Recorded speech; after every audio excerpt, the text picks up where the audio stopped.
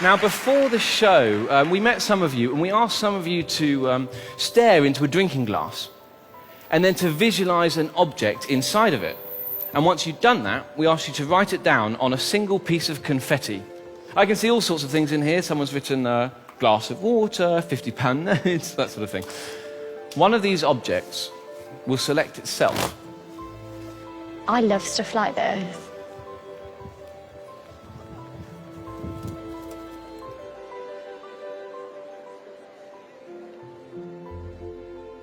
Simon, would you read out what's written on that piece of confetti? What object is that? It's something I don't like. Okay. An egg. An egg?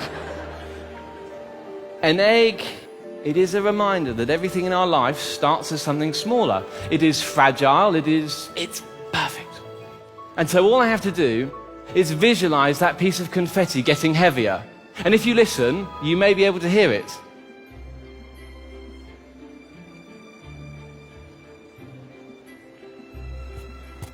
And I have to visualize it changing form. Growing. What?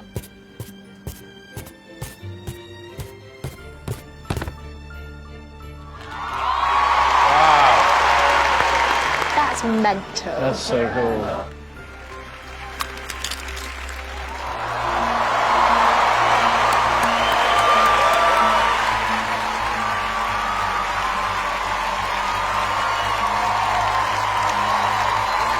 That was amazing.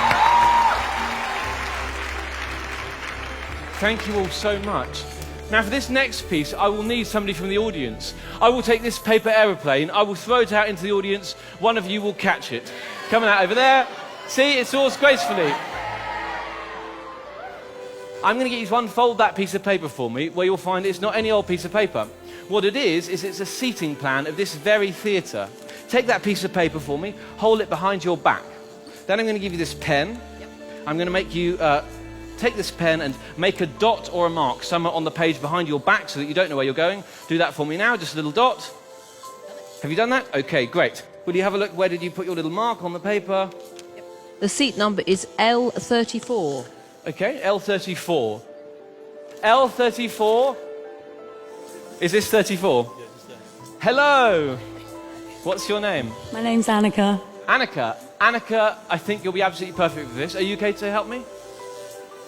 Okay. Would everybody here give Annika a huge round of applause as she comes on stage?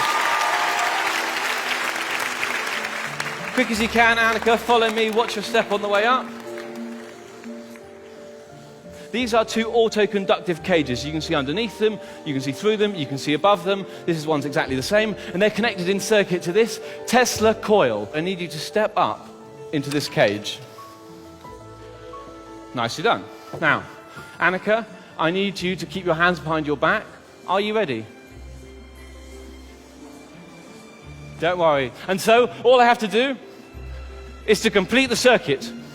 5, 4, 3, 2, 1.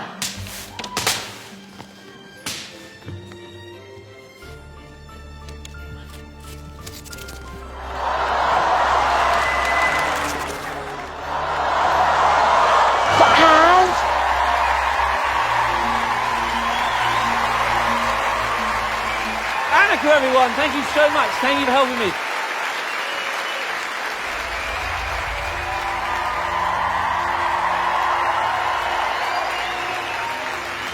Thank you.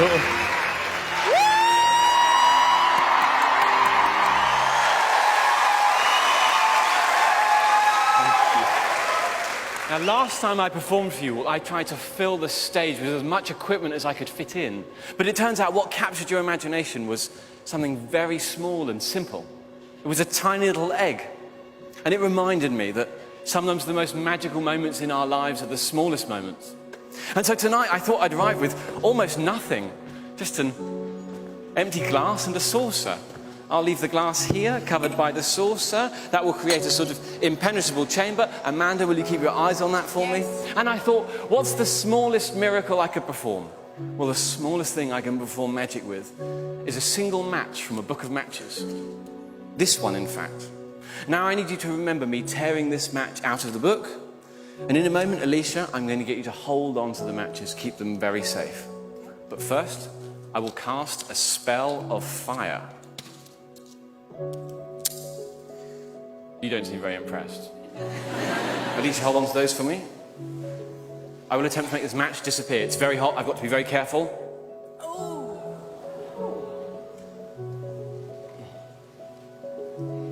Gone.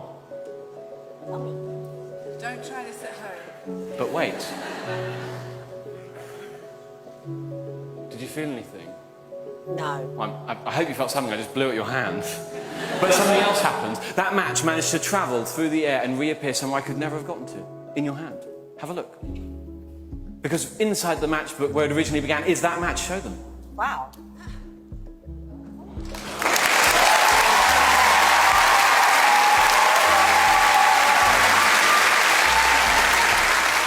Now, you will have noticed that even though the match vanished, there was almost no smoke.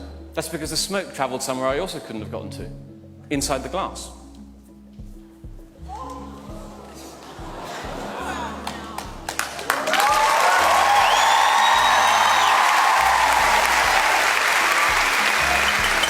Alicia, keep hold of those matches for me. Keep them tightly held in your fist. Simon, I need you to choose a card for me. These are all totally different, of course. And would you touch the back of absolutely anyone you like? And it doesn't matter if I see what it is. So just touch one, take it out. That one there? Mm-hmm. Have a look at it. What is it? 9 of clubs. The 9 of clubs. The 9 of puppy feet.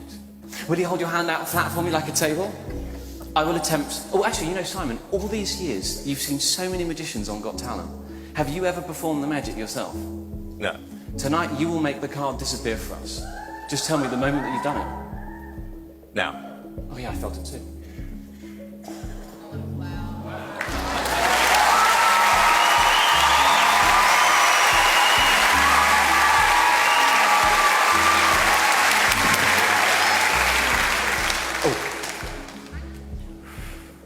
Alicia, did you feel anything? I did that time. You did?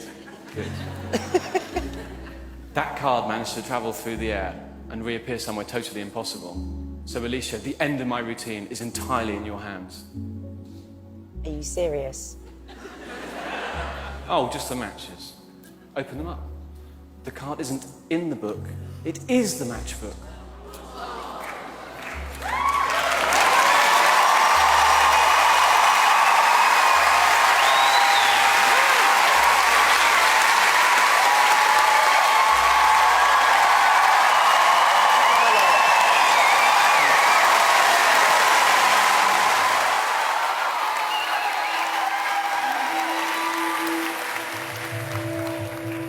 The best pieces of magic, just like the best stories, have a beginning, a middle, and an end.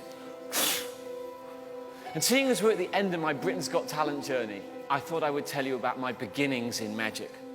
And it all began with a story that my grandfather told me about his childhood growing up as he did in India. Now, the story begins like any good story a grandfather might tell a grandson. He said, "Ben, first I will require your imagination." So I gave him my imagination. He said, "Ben, when I was about your age, we witnessed the heaviest monsoon season in 1,000 years, where the raindrops were so big they were the size of mangoes, and the streets had all turned to rivers. One day, when I was sheltering beneath a canopy, I met a traveling magician, and he did something truly impossible. Something so impossible you will hardly believe me when I tell you, because I can hardly believe it myself. He had a fan of playing cards, and he waved his hand in front of the cards, and the cards appeared to shrink. Now, I can't tell you now exactly whether the cards shrank, or whether maybe his hands just grew, but they did appear to be smaller. And he waves his hands again, and now they're just the size of rose petals. And he waves his hands again, and now they're just the size of blossom. And one at a time, the hair stands up on the back of my neck. He waves his hands again, and now they're just the size of grains of rice, and then sand, and then just dust, and then atoms that he sprinkles into the rising floodwater. And before I get a chance to look back, he has disappeared off into the rain. Now, this story had such a huge impact on a young me getting into magic. I was so taken by it because it was so vivid in my imagination. Now, in order for me to share that with you, you'd have thought I'd need big Hollywood special effects. But it turns out all I will require are your imaginations.